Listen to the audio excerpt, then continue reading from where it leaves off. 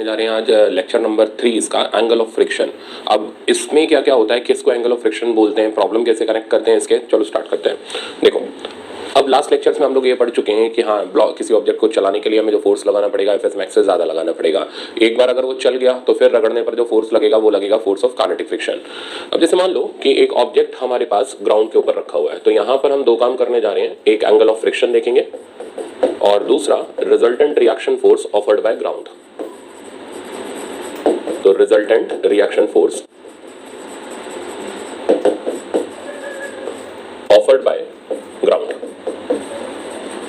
ये दो टॉपिक इसके अंदर रहेंगे और ये दो टॉपिक अपने आप में ही काफी बड़े टॉपिक हैं और काफी अच्छे सवाल इसमें बन सकते हैं। देखो, जैसे मान लो मेरे पास एक ब्लॉक है जिसको मैंने ग्राउंड के ऊपर रख दिया, तो ये ब्लॉक हमारे पास ग्राउंड के ऊपर रखा हुआ है, एम मास का आप ये ब्लॉक ले लो। अब अभी आपने कोई फोर्स नहीं अप्लाई कर रखी, तो इस सिचुएशन के अंदर ग्राउंड से भी कोई फ्रिक्शन नहीं लग रहा होगा। हाँ, बस ग्राउंड जो फोर्स लगा रहा होगा वो सिर्फ और सिर्फ एक ही फोर्स होगी, वो होगी एन, जो कि फॉर द टाइम बीइंग अभी एम जी के बराबर होगी। तो ये जो एन है इसको हम बोलेंगे अभी resultant reaction force offered by ground. अच्छा, इस सिचुएशन में अभी कोई फोर्स एक्सटर्नल फोर्स जीरो है, एक्सटर्नल फोर्स जीरो है, अप्लाइड फोर्स जीरो है, इसलिए फ्रिक्शन भी यहां पर अभी जीरो है। तो मतलब ना तो फ्रिक्शन लग रहा है ना एक्सटर्नल फोर्स लग रही है, बस सिर्फ और सिर्फ एक ही फोर्स लग रही है और वो है ग्राउंड के द्वारा लगने वाला normal reaction.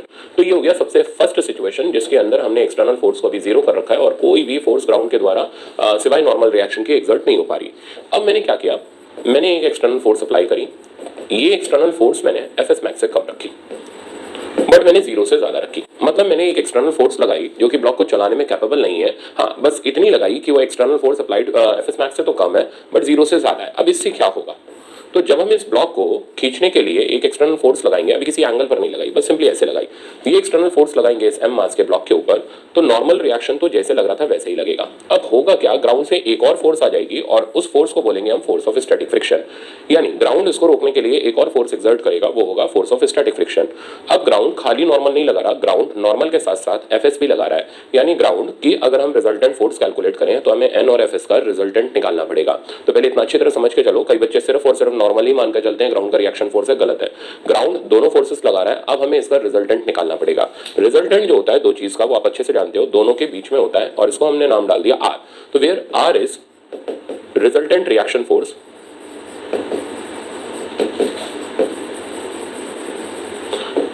Offered by ground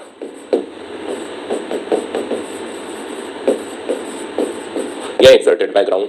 अब ये जो रिजल्टेंट रिएक्शन फोर्स है, इस रिजल्टेंट रिएक्शन फोर्स को जिसको मैं आर से डिनोट कर रहा हूं, इनिशियली ये आर जो था जब हमने कोई एक्सटर्नल फोर्स नहीं लगा रखी थी, तो ये आर और कुछ नहीं, ये आर इस सिचुएशन में एन के बराबर था। बट जैसे ही एक्सटर्नल फोर्स आई, पीछे स्टैटिक फ्रिक्शन आया, ये रिजल्टेंट नॉर्मल से कुछ एंगल पर शिफ्ट हो गया। तो पहले तो ये आर समझ लो, आर हो गया resultant reaction force offered by ground, और जैसे ही हमने एक्सटर्नल फोर्स लगाई, ये आर जो पहले हुआ करता था एन के डायरेक्शन में, अब एन से दूर चला गया। जैसे जैसे हम इस फोर्स को बढ़ाते चले जाएंगे, आर का वैल्यू भी बढ़ता चला जाएगा और ये नॉर्मल रिएक्शन से और आगे शिफ्ट होता चला जाएगा। क्यों? क्योंकि जो फोर्स ज्यादा मैग्नीट्यूड की होती है, रिजल्टेंट उस तरफ शिफ्टेड होता है। तो जैसे जैसे आप इसे बढ़ाते चले जाओगे, आर का एंगल भी नॉर्मल रिएक्शन से बढ़ता चला जाएगा। तो resultant reaction force normal reaction से जो एंगल बनाती है, ये बेसिकली आ किसकी वजह से रहा है, ये फ्रिक्शन के बढ़ने की वजह से आ रहा है। तो इस एंगल का नाम होता है एंगल ऑफ फ्रिक्शन। तो रिजल्टेंट रिएक्शन फोर्स और नॉर्मल रिएक्शन के बीच का जो एंगल होता है, उस एंगल को हम बोलते हैं एंगल ऑफ फ्रिक्शन। तो theta is the angle between R यानी resultant reaction force and normal reaction, इन दोनों के बीच के एंगल का नाम है एंगल ऑफ फ्रिक्शन। तो मेरे ख्याल से अब बेसिक समझ आ गया होगा। तो resultant reaction force offered by ground friction और नॉर्मल रिएक्शन का रिजल्टेंट होती है, और एंगल ऑफ फ्रिक्शन रिजल्टेंट कितने एंगल से शिफ्ट हुआ नॉर्मल रिएक्शन से, उसको इंडिकेट करता है। अब जैसे जैसे आप एक्सटर्नल फोर्स बढ़ाते चले जाओगे, आर और थीटा का वैल्यू इंक्रीज करता चला जाएगा, बट ये ध्यान रखना एफ एस मैक्स से कम रहना चाहिए। तो हम इसे नेक्स्ट पेज पे कंटिन्यू करते हैं। तो as F external increases, resultant reaction force and angle of friction theta also increases। तो ये दो चीजें जो हैं, रिजल्टेंट रिएक्शन फोर्स और थीटा, ये दोनों चीजें इंक्रीज करना स्टार्ट कर देती हैं। अब ये होती कितनी है, एक बार इस पे हम काम करते हैं। तो मैं वापस से यहाँ पर डायग्राम ले रहा हूँ और अब मैं प्योरली एन और एफ एस का रिजल्टेंट निकालने वाला हूँ। तो एन इधर लगा और एफ एस इधर लगा, और अब हम इसके रिजल्टेंट आर को कैलकुलेट करने जा रहे हैं। तो ये रहा आर और हम इसके एंगल थीटा को भी कैलकुलेट कर रहे हैं। इसे कैलकुलेट करने के लिए हमें पैरेललोग्राम बनाना पड़ेगा, तो ये लो बन गया पैरेललोग्राम। अब हमें ये एंगल निकालना है, वर्टिकल से एंगल निकालना है, तो मैं इस चीज का नाम एज इट इज उठा करके एफएस कर ले रहा हूं। अब चेक करो, तो रिजल्टेंट रिएक्शन फोर्स आर का अगर हम वैल्यू निकालें तो वो हो गया under root of N square plus F S square, Pythagoras लगा करके। और एफएस तो आप जानते हो कि इसका तो यार फॉर्मूला नहीं होता, ये तो अप्लाइड फोर्स के बराबर होती है। तो रिजल्टेंट रिएक्शन फोर्स निकालने का हमारे पास तरीका है, फॉर्मूला नहीं है। तरीका ये under root N square plus F S square निकाल लो। एफएस आपको सिचुएशन के हिसाब से देख के निकालना पड़ेगा। अब आते हैं दूसरे रिजल्ट पर। अब हमें एंगल ऑफ फ्रिक्शन निकालना है। तो अब अगर मैं एंगल ऑफ फ्रिक्शन निकालूं तो एंगल ऑफ फ्रिक्शन का वैल्यू tan थीटा, ये मेरे पास आ गया, डिवाइड मार लो, एफएस डिवाइडेड बाय एन। तो ये angle of friction tan theta का वैल्यू आ गया, जो कि एफएस बढ़ने के साथ साथ बढ़ता चला जाएगा। तो अगर कोई ये पूछे कि हम अप्लाइड फोर्स बढ़ाते चले जा रहे हैं तो आर और थीटा पर क्या फर्क पड़ेगा, तो भाई आर भी बढ़ेगा और थीटा भी बढ़ेगा। इन दोनों सिचुएशनों के अंदर ये तब तक बढ़ेगा जब तक इनकी वैल्यू एफएस मैक्स से कम रहती है। तो अब तीसरी सिचुएशन को हम उठाते हैं और थर्ड सिचुएशन ये है कि हम लोगों ने क्या किया, अप्लाइड फोर्स को यानी एक्सटर्नल फोर्स को एग्जैक्टली एफएस मैक्स के बराबर कर दिया। तो जब हमने एफ एक्सटर्नल को एफएस मैक्स के बराबर कर दिया तो अब वेल्डिंग टूटने वाली है। तो ऐसे सिचुएशन में resultant reaction force R will be maximum. तो यहां पर आर मैक्सिमम होगा एज वेल एज थीटा का वैल्यू भी, तो theta will also be maximum. क्यों? क्योंकि इससे ज्यादा तो आप फ्रिक्शन लगवा ही नहीं सकते ग्राउंड से। तो ज्यादा से ज्यादा लगने वाला फ्रिक्शन कितना होता है, एफएस मैक्स होता है। तो जिस वक्त लगने वाला फ्रिक्शन मैक्सिमम होता है उस वक्त रिजल्टेंट रिएक्शन फोर्स भी मैक्सिमम होता है। तो अब इस सिचुएशन में मैंने जो एक्सटर्नल फोर्स लगाई है ये मैंने बता ही दिया कि ये बस इतनी है कि वेल्डिंग तोड़ने ही वाली है। तो पीछे लगने वाला फ्रिक्शन मैंने एफएस मैक्स कर दिया। एफएस मैक्स का बिल्कुल फॉर्मूला होता है, वो होता है म्यू एस एन। मैं जानबूझ के एन को एमजी नहीं डाल रहा क्योंकि एन एमजी के बराबर हो भी सकता है, नहीं भी हो सकता। वो लास्ट लेक्चर में आप झटका खा चुके हो कि अगर पुलिंग और पुशिंग फोर्सेज हैं तो वो नॉर्मल रिएक्शन को बढ़ा देती हैं या घटा देती हैं। तो जरूरी नहीं है एन एमजी के बराबर हो, इसलिए कोई मिसकंसेप्शन मत पालना। एन को हम मौका देख करके निकालेंगे कि यार इस फोर्स के कंपोनेंट तो नहीं करने। इसलिए बोलो सवाल बड़े अच्छे होते हैं, बेसिक थ्योरी पहले सीखो फिर सवाल पे आएंगे। तो अब इस सिचुएशन के अंदर मैंने ये फिर से बेटा पैरेललोग्राम बना दिया। अब हमें आर की मैक्सिमम वैल्यू फाइंड आउट करनी है। तो ये लगा आर भी क्या, आर मैक्स लगा, और इस वक्त लगने वाला ये जो थीटा है ये थीटा भी मैक्सिमम एंगल है। ओके, अब इसे हम वापस से अपने वही राइट एंगल ट्रायंगल से सॉल्व कर लेंगे। तो ये भी एफ एस मैक्स हो गया। तो आर का जो मैक्सिमम वैल्यू मेरे पास आ गया वो हो गया under root of N square plus F S max square. अब हम इसमें एफ एस मैक्स का फॉर्मूला डाल देंगे जो कि हो गया म्यू एस इंटू एन। वो हम यहीं डाल सकते हैं क्योंकि हमें पता है एफ एस मैक्स है। तो जैसे ही हम आर में एफ एस मैक्स का फॉर्मूला डालेंगे तो आर मैक्स का फॉर्मूला रेडी हो जाएगा, इसमें से एन बाहर चला जाएगा और अंडर रूट के अंदर बचेगा 1 प्लस म्यू एस स्क्वायर। तो resultant reaction force offered by ground का जो मैक्सिमम वैल्यू आ गया वो आ गया root under N times root under 1 plus mu S square. अब अगर मैं tan थीटा की मैक्सिमम वैल्यू निकालूं तो tan थीटा की मैक्सिमम वैल्यू, tan थीटा हो गया एंगल ऑफ फ्रिक्शन, वो हो गया फ्रिक्शन बाय नॉर्मल का रेशियो यानी F S max divided by normal. और एफ एस मैक्स को हम डाल देते हैं म्यू एस एन। तो tan थीटा मैक्स का जो फॉर्मूला मेरे पास आ जाएगा, ये tan थीटा मैक्स का फॉर्मूला हो जाएगा मेरे पास mu S N, N cancel out हो जाएगा। तो अब हम लोगों ने यहाँ पर रिजल्टेंट रिएक्शन फोर्स वगैरह कैलकुलेट कर ली। तो अब एक बार वापस से रिवाइज करते हैं। तो आर का कम से कम वैल्यू देखोगे तो आर की मिनिमम वैल्यू जो होगी वो एन के बराबर होगी। और जैसे जैसे हम फोर्स को बढ़ाते जाएंगे आर और थीटा दोनों बढ़ते चले जाएंगे। बढ़ते बढ़ते बढ़ते बढ़ते ये तब तक बढ़ेंगे जब तक लगने वाली external force F S max के बराबर नहीं हो जाए। एफ एस मैक्स के बराबर होते ही इस वक्त आर मैक्सिमम हो जाएगा जिसका फॉर्मूला हो जाएगा N under root 1 plus mu S square, और tan थीटा भी मैक्स हो जाएगा जिसका फॉर्मूला म्यू एस हो जाएगा। तो यहाँ पर आईआईटी में एक बार ये रेंज पूछी गई थी, ये एससी वर्मा में भी दिया हुआ है सवाल। तो रिजल्टेंट रिएक्शन फोर्स कहां से कहां तक भाई वेरी कर रही है, तो ये n से लेकर के n times root under 1 plus mu S square तक वेरी कर रही है। तो ये रिजल्टेंट रिएक्शन फोर्स की रेंज हो गई है, एज इट इज आईआईटी में पूछी गई थी। एंगल ऑफ फ्रिक्शन की अगर आप रेंज निकालोगे तो tan थीटा, तो शुरू में तो tan थीटा 0 था क्योंकि r n की तरफ था, और लास्ट में जाके जब एफ एस मैक्स बना दिया तो tan थीटा मैक्स हो गया और इसका वैल्यू म्यू एस के बराबर हो गया। तो रिजल्टेंट रिएक्शन फोर्स और एंगल ऑफ फ्रिक्शन कहां से कहां तक वेरी करते हैं अच्छी तरह दिमाग में सेट कर लो। r की मिनिमम वैल्यू n के बराबर होती है और r की maximum value mu n times mu S under root 1 plus mu S square के बराबर होती है। tan थीटा की रेंज कहां से कहां तक वेरी करती है, तो 0 से लेकर के म्यू एस तक वेरी करती है। अच्छा, इसके बाद क्या होता है, इसके बाद क्यों नहीं वेरी करती, तो उसके लिए हम फोर्थ नंबर केस पर आते हैं। तो फोर्थ नंबर केस हमारा ये है कि अब हमने क्या किया, एफ एक्सटर्नल को एक्सीड करा दिया एफ एस मैक्स से। अब एफ एक्सटर्नल जैसे ही एफ एस मैक्स से ज्यादा हो गया तो ऐसे सिचुएशन के अंदर वेल्डिंग टूट गई, लगने वाला फ्रिक्शन काइनेटिक हो गया, और आप अच्छी तरह जानते हो काइनेटिक एफ एस मैक्स से कम होता है। तो इन दिस सिचुएशन अब अगर मैं डायग्राम बनाऊं तो एफ एक्सटर्नल की वैल्यू जो है वो हमारी एफ एस मैक्स से ज्यादा है। तो ऐसा होने पर बैक साइड पर अब जो फ्रिक्शन लगा वो काइनेटिक लगा, जिसका फॉर्मूला हो गया म्यू के एन, और जिसकी वैल्यू एफ एस मैक्स से कम हो गई। यानी वेल्डिंग टूटने के बाद जो फ्रिक्शन है वो घट जाता है। तो फ्रिक्शन घट जाएगा तो रिजल्टेंट रिएक्शन फोर्स और एंगल ऑफ फ्रिक्शन की वैल्यू भी क्या कर जाएगी, डिक्रीज कर जाएगी। तो आर मैक्सिमम तभी होता है जब एफ एस मैक्स हो। उसके बाद वेल्डिंग टूटते ही आर का वैल्यू थोड़ा सा कम हो जाता है और एंगल ऑफ फ्रिक्शन भी कम हो जाता है। तो वो मैं अभी लिख दूंगा यहाँ पर, आप भी नोट्स में अपने कंप्लीट कर लेना इसको। अच्छा, अब आर का अगर देखा जाए तो ये आर का डायरेक्शन आ गया और ये हमने वापस से वही पैरेललोग्राम बना दिया। इधर आ गया बेटा एफ के, ये एंगल हो गया थीटा। तो अब अगर आप आर की वैल्यू निकालोगे तो ये हो जाएगी root under N square plus F के स्क्वायर, और इसमें से एफ के का वैल्यू डाल दो म्यू के इंटू एन, एन बाहर आ जाएगा, अंडर रूट में बचेगा 1 प्लस म्यू के स्क्वायर। अच्छा, और सिमिलरली अगर हम एंगल ऑफ फ्रिक्शन निकालें तो tan थीटा म्यू के बराबर हो जाएगा। तो इसको बोलेंगे एंगल ऑफ स्लाइडिंग फ्रिक्शन। तो मैं लिख भी दूं एंगल ऑफ स्लाइडिंग या काइनेटिक, कुछ भी बोल सकते हो आप इसको, फ्रिक्शन। तो एंगल ऑफ फ्रिक्शन कैसे अप्लाइड फोर्स के साथ वेरी कर रहा है। तो एंगल ऑफ फ्रिक्शन पहले तो बढ़ता है, और अगर मैं इसका ग्राफ दिखाऊं एंगल ऑफ फ्रिक्शन का, तो वो ग्राफ भी आपका कुछ जाना पहचाना ग्राफ होएगा, बट ठीक है आप देखो तो ये tan थीटा, और इधर आ जाता है हमारा अप्लाइड फोर्स। तो अप्लाइड फोर्स के साथ ये कैसे बढ़ता है उसके बारे में बात करते हैं। तो जब हमने कोई फोर्स अप्लाई नहीं कर रखी थी तो एंगल ऑफ फ्रिक्शन 0 था। ये ध्यान रखना, ओनली फॉर हॉरिजॉन्टल सरफेस है, इंक्लाइंड प्लेन के लिए नहीं है। तो मैं यहाँ पे पहले मेंशन कर दूं, नहीं तो बाद में पता चला आप कंफ्यूज हो गए। तो ओनली फॉर हॉरिजॉन्टल सरफेस।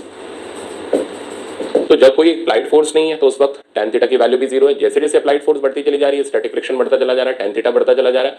और जब applied force F S max के बराबर हो गया, तो मैं लिख दूं यहाँ पर एफ एस मैक्स के बराबर हो गया, तो tan थीटा की वैल्यू भी मैक्सिमम हो गई, और tan थीटा की मैक्सिमम वैल्यू मैंने आपको बताई थी म्यू एस के बराबर हो गई। फिर थोड़ा सा कम हो गया, और फिर इसके बाद वेल्डिंग टूट चुकी है, और यहाँ पर जो आ चुका है वो काइनेटिक फ्रिक्शन आ चुका है, तो tan थीटा म्यू के बराबर हो गया। तो जैसे जैसे अप्लाइड फोर्स बढ़ती चली जाती है, एंगल ऑफ फ्रिक्शन बढ़ता चला जाता है, वेल्डिंग टूटने के बाद फिर डाउनफॉल हो जाता है और म्यू के बराबर हो जाता है। तो ये कुल मिलाकर पूरा सिनारियो था जिसमें हमने रिजल्टेंट रिएक्शन फोर्स और एंगल ऑफ फ्रिक्शन पे काम किया। अब प्रॉब्लम तो बड़ी जरूरी है, बिना प्रॉब्लम के तो कहानी समझ ही नहीं आएगी कि ये हुआ क्या। अब देखो, आप इस टाइप के प्रॉब्लम्स की प्रैक्टिस नहीं होती किसी को, आपको भी कौन सी थी। तो इसलिए जनरली इस सेक्शन के अंदर स्टूडेंट का फंसना स्वाभाविक है कि वो मेडिकल स्टूडेंट इसमें अटक जाएगा, ठीक है ना। उसको इतना ज्ञान नहीं है कि वो इस टाइप के प्रॉब्लम को हैंडल कर सके। अब देखो, अब मेरा एग्जांपल ये, इसमें पहले तो मैं सिंपल एग्जांपल रख रहा हूं ताकि आप बेसिक सीख सको, फिर मैं धीरे धीरे कॉम्प्लिकेटेड कर दूंगा। तो पहला एग्जांपल मेरा ये रहा कि 10 kg का ब्लॉक है जिसका म्यू एस 0.5 है, जिसका म्यू के 0.4 है, और हमने यहां से फोर्स लगा रखी है 30 न्यूटन की। कहता है calculate resultant reaction force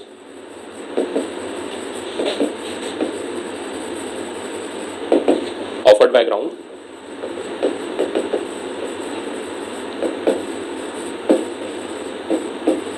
and angle of friction. तो अब ये दो चीजें हमें यहाँ कैलकुलेट करनी है। तो चलो स्टार्ट करते हैं इसका सोल्यूशन। अच्छा, स्टार्ट करने के लिए सबसे पहले आपको देखो वही फ्रिक्शन के हर एक सवाल में एक ही काम करना है, एफ एस मैक्स और एफ के तो निकालना ही निकालना है, बिना उसके आगे बढ़ना बेकार है। तो पहले हम नॉर्मल रिएक्शन निकालते हैं। तो नॉर्मल रिएक्शन अब आप चेक करो कि इस एफ का तो कोई कंपोनेंट करना नहीं है क्योंकि हॉरिजॉन्टल डायरेक्शन में लग रहा है। तो नॉर्मल रिएक्शन इटसेल्फ 100 न्यूटन के बराबर है, यानी mg के बराबर है। अच्छा, अब हम चेक कर लेते हैं एफ एस मैक्स कितना है। तो एफ एस मैक्स का फॉर्मूला हो गया mu S into N. Mu S की वैल्यू होगी 0.5, एन की वैल्यू होगी 100, तो एफ एस मैक्स आ गया 50 न्यूटन। अब हम एफ के देख लेते हैं। एफ के की वैल्यू होगी म्यू के इंटू एन। म्यू के हो गया 0.4, एन का वैल्यू हो गया 100, आंसर आ गया 40। अब हम चेक करेंगे कि अप्लाइड फोर्स हमारी एफ एस मैक्स से ज़्यादा है या कम है। तो एज एफ अप्लाइड या एक्सटर्नल फोर्स जिसका वैल्यू है 30 Newton is less than F S max, तो इसका मतलब ब्लॉक मूव नहीं करेगा, फ्रिक्शन स्टैटिक हो जाएगा, और उस स्टैटिक फ्रिक्शन का वैल्यू अप्लाइड फोर्स के बराबर हो जाएगा, यानी 30 न्यूटन के। अब हम वापस से डायग्राम बनाएंगे, यानी अब हमें क्लियर है कि यहाँ लगने वाला फ्रिक्शन, हमारा मेन टास्क यही था पहले ये पता करना 30 न्यूटन है, और यहाँ लगने वाला नॉर्मल रिएक्शन 100 न्यूटन है। तो we have to find out now resultant का वैल्यू। अब रिजल्टेंट निकालने के लिए चाहिए तो पैरेललोग्राम बनाओ या चाहिए तो आप डायरेक्ट कर लो। तो आर और थीटा अब हम कैलकुलेट कर देते हैं। तो आर का तो फॉर्मूला हो गया root under N square plus F S square, और इसके अंदर जैसे ही आप डाटा सब्स्टिट्यूट करोगे तो एन और एफ एस में कॉमन हो गया 10, तो 10 तो मैंने बाहर निकाल लिया। रूट अंडर एन स्क्वायर में 10 बचा यानी 100 हो गया, और उधर 3 बचा यानी 9 हो गया, तो 10 रूट अंडर 109 ये हमारे पास रिजल्टेंट रिएक्शन फोर्स आ गया। एंगल निकालोगे तो एंगल का फॉर्मूला हो गया Fs/n, Fs की वैल्यू हो गई 30, n की वैल्यू हो गई 100, आंसर आ गया 3/10। तो कुल मिलाकर के हमने दोनों चीजें कैलकुलेट कर दी, r कैलकुलेट कर दिया और tan थीटा कैलकुलेट कर दिया, बट ये सवाल बेहद आसान था, इसके अंदर कुछ खास हमें करना नहीं था। नेक्स्ट प्रॉब्लम देखते हैं। अब नेक्स्ट एग्जांपल में धीरे धीरे ट्विस्टिंग टर्निंग आनी शुरू हो जाएगी। जैसे एंगल ऑफ फ्रिक्शन के लिए अब दूसरा सवाल ये रहा कि ये सेम 10 kg का ब्लॉक है, मैंने फोर्स इस तरीके से अप्लाई कर रखी है और इस फोर्स का जो वैल्यू है वो मैंने ले रखा है 50 न्यूटन, और यहाँ से मैंने 37 डिग्री पर ये फोर्स अप्लाई करी है। म्यू एस का वैल्यू एज इट इज वही 0.5 और म्यू के का वैल्यू एज इट इज वही 0.4। अब हमें पता करना है same condition, resultant reaction force और एंगल ऑफ फ्रिक्शन का वैल्यू। ओके, अब स्टार्टिंग के लिए अब आपको सबसे पहला काम तो यही करना पड़ेगा, इस फोर्स के कंपोनेंट, ठीक है ना। कंपोनेंट करने के बाद हम प्रॉब्लम को आगे स्टार्ट में ले लेंगे। देखो तो फोर्स की अगर मैं कंपोनेंट करूं तो मेरे पास इधर कंपोनेंट क्या 50 cos 37, अब 50 cos 37 हो गया 50 इंटू 4/5, आंसर आ गया 40 न्यूटन। तो ये इस एक्सटर्नल फोर्स का हॉरिजॉन्टल कंपोनेंट निकला। इधर साइड कंपोनेंट करोगे तो 50 sin 37 आ जाएगा, और sin 37 आप जानते ही हो 3/5 हो गया, तो इधर आ गया 30 न्यूटन। ओके, n हमने और लगा दिया और नीचे की तरफ मेरे पास 100 kg का ब्लॉक आ गया। अब यहाँ से हमने नॉर्मल रिएक्शन का वैल्यू तो ले लिया, तो नॉर्मल रिएक्शन का वैल्यू हो गया 100 - 30, यानी आंसर बन गया हमारे पास 70 न्यूटन। अब हमें फिर से ये चेक करना पड़ेगा कि अप्लाइड फोर्स, अब चलाने वाले फोर्स का काम कर रही है 40 न्यूटन, तो ये 40 न्यूटन Fs मैक्स से ज्यादा है या कम है? अगर कम है तो स्टैटिक लगेगा, ज्यादा है तो काइनेटिक लगेगा, बराबर है तो Fs मैक्स लगेगा। तो अब हमें उसके लिए Fs मैक्स निकालना पड़ेगा। तो Fs मैक्स बेटा आप निकालोगे तो Fs मैक्स का फॉर्मूला हो गया mu S into N. Mu S की वैल्यू ऑलरेडी अवेलेबल है 0.5, नॉर्मल हमने निकाली रखा है 70, आंसर आ गया 35। अब एफ के की वैल्यू भी निकाल लेते हैं। एफ के की वैल्यू हो गई 0.4 इंटू 70 और यहाँ से रिजल्ट आ गया 28 न्यूटन। तो मेरे पास दोनों फोर्सेस कैलकुलेट होकर के आ गई, एफ एस मैक्स आ गया और एफ के आ गया। अब हम इसमें अपनी एक्टिविटी शुरू करते हैं। तो हमारा कंसेप्ट ये कहता है कि अप्लाइड फोर्स है 40 न्यूटन, तो सिंस चलाने वाला force which is 40 Newton is greater than F S max, तो चलाने वाला फोर्स एफ एस मैक्स से ज्यादा है क्योंकि वो 35 न्यूटन है, therefore friction will be kinetic. तो फ्रिक्शन का नेचर जो हो जाएगा वो काइनेटिक हो जाएगा। और इस सिचुएशन के अंदर अगर मैं रिजल्टेंट रिएक्शन फोर्स पर काम करूं तो अब मेरे को एन और एफ के का रिजल्टेंट निकालना पड़ेगा। एफ के का वैल्यू हो गया बेटा अपने पास 28 न्यूटन और इधर नॉर्मल का वैल्यू मेरे पास आ गया 30 न्यूटन। तो आई थिंक इतने में तो समझ आ गया होगा। अब अगर हम रिजल्टेंट निकालें तो वो रिजल्टेंट हो गया इन दोनों का रिजल्टेंट। अब आप चेक करो इन दोनों में 2 के अलावा और तो कुछ खास कॉमन दिख नहीं रहा, तो वो चाहिए तो आप बाहर ले सकते हो। तो 2 बाहर आ गया। पहले चलो फॉर्मूला लिख दूं। तो रिजल्टेंट रिएक्शन फोर्स का फॉर्मूला हो गया √n² प्लस fk²। अब डाटा डाल देते हैं। 2 बाहर आ गया, n² की जगह 15 का स्क्वायर बन गया 225 और इधर साइड पर हमारे पास 14 का स्क्वायर बन गया, वो बन गया 196। अब आप ऐड करके r की वैल्यू लिख लो। ओके, अब इधर अगर एंगल ऑफ फ्रिक्शन निकालूं तो वो angle of friction kinetic friction की वजह से आ रहा है, तो काइनेटिक फ्रिक्शन में नॉर्मल रिएक्शन, तो इसका वैल्यू मेरे पास आ गया 28 डिवाइडेड बाय 30। अब चाहिए तो आप इसको कैंसिल करके 14/15 अरेंज कर सकते हो। तो हम लोगों ने 2 केसेस देखे जिसमें हम लोगों ने देखा हॉरिजॉन्टल में कैसे हम रिजल्टेंट रिएक्शन निकालते हैं और इंक्लाइंड में कैसे निकालते हैं। इसी तरीके से आप ट्राई कर सकते हो इस टाइप के प्रॉब्लम के अंदर, जिसके अंदर हम लोग ब्लॉक को पुश कर रहे हैं। तो ये 10 kg का ब्लॉक है, म्यू एस का वैल्यू हमारे पास 0.5 है, म्यू के का वैल्यू हमारे पास भाई सेम 0.4 है और यहाँ से मैंने ब्लॉक को पुश कर दिया और इस पुशिंग फोर्स का जो वैल्यू है वो मैंने ले लिया 50 √2 न्यूटन। अब मैं एक्जैक्टली ये देखना चाह रहा हूँ यार इसमें होगा क्या, और एंगल 45 डिग्री। मेरे क्वेश्चन फिर से वही है, एंगल ऑफ फ्रिक्शन निकालना है एंड रिजल्टेंट। मेरे ख्याल से अब तो समझ आ गया होगा अच्छे से कि रिजल्टेंट रिएक्शन फोर्स कैसे निकालते हैं। बट मेरा भी सजेशन ये है कि ये तो ठीक है, मैंने आपको प्रैक्टिस कराने के लिए, ओवरव्यू देने के लिए कि यार ये निकलता कैसे, उसके लिए मैंने आपको करा दिया है। बट ये इतने ज्यादा नहीं पूछे जाते, इनमें पूछा भी गया तो आपसे रेंज का सीधा फॉर्मूला पूछ लेगा या एंगल ऑफ फ्रिक्शन की रेंज पूछ लेगा, तो आप बस उसी पे फोकस्ड रहना। इसमें अननेसेसरी आपको सवाल लगाने की जरूरत नहीं है, ठीक है ना। टॉपिक इतना ज्यादा इंपॉर्टेंट नहीं है पर था इसलिए मैंने पढ़ाया आपको। हाँ, जो टॉपिक इंपॉर्टेंट होगा वो होगा अगला लेक्चर, यानी एंगल ऑफ रिपोज वाला, वो मजेदार है, वहां पर खेल बड़े इंटरेस्टिंग आते हैं। अब देखो आप, तो अब इस सिचुएशन के अंदर अगर हम प्रॉब्लम को सिंप्लीफाई करें तो अगेन हमें 50 √2 के कंपोनेंट करने पड़ेंगे और 50 √2 के कंपोनेंट, चलो ठीक है वो तो मैं कर ही रहा हूँ। इधर साइड पर आ गया 50 √2 cos 45, √2 कट गया 50 न्यूटन, नीचे की तरफ भी हमारे पास 50 न्यूटन आ गया। अब नीचे की तरफ 100 न्यूटन का फोर्स और आ गया, ऊपर नॉर्मल लग गया। तो बेटा अब तो नॉर्मल सीधे सीधे पता है, नॉर्मल का वैल्यू हो गया 150 न्यूटन। अगेन अब हम वही फिर से वही एफ एस मैक्स निकालेंगे। एफ एस मैक्स का फॉर्मूला आपको बताइए, F mu S into N, mu S हो गया 0.5 इंटू 150। यहाँ से बेटा अपने पास आंसर आ गया 70 न्यूटन। अब हमें ज़्यादा आगे भागने की भी जरूरत नहीं है, applied force is less than F S max है, तो इसलिए लगने वाला फ्रिक्शन स्टैटिक हो गया और अप्लाइड के बराबर हो गया। तो लिखते हैं एज अप्लाइड फोर्स जिसका वैल्यू 50 न्यूटन है is less than Fs max, so friction is static। और इस स्टैटिक फ्रिक्शन का वैल्यू हमारे पास आ गया 50 न्यूटन के बराबर। तो अब अगर मैं R की वैल्यू कैलकुलेट करूं तो स्टैटिक फ्रिक्शन आ गया मेरे पास 50 न्यूटन के बराबर, नॉर्मल मेरे पास आ गया 150 न्यूटन के बराबर। अब हमें इसका रिजल्टेंट निकालना है, तो पहले रिजल्टेंट का formula √n square plus fs square, और यहां से आपने क्या किया, कॉमन चीज यानी 50 को बाहर निकाल लिया। तो 50 बाहर हो गया, अंडर के अंदर n में बचा 3 का स्क्वायर और fs में आपके पास बचा 1 का स्क्वायर। तो ये आ गया 50 रूट अंडर 9 + 1 हो गया 10, यानी 50 √10 न्यूटन का हमारे पास रिजल्टेंट रिएक्शन फोर्स आ गया। अब अगर हम एंगल ऑफ फ्रिक्शन निकालें तो tan थीटा की वैल्यू हो गई हमारी fs/n। तो fs/n आप सिंप्लीफाई करोगे तो fs की जगह मेरे पास आ गया 50 और n की जगह मेरे पास आ गया 150, आंसर आ गया 1/3। तो एंगल ऑफ फ्रिक्शन की थीटा की वैल्यू मेरे पास आ गई tan इनवर्स 1/3। तो आई थिंक अब आपको बहुत अच्छे से आ गया होगा कि किस तरीके से हम लोग रिजल्टेंट रिएक्शन फोर्स और एंगल ऑफ फ्रिक्शन पे काम करते हैं। तो ये लेक्चर मैं यहीं रोक रहा हूँ, अब नेक्स्ट लेक्चर आपका इंटरेस्टिंग रिपोज से हम लोग शुरू करेंगे। Thank you so much.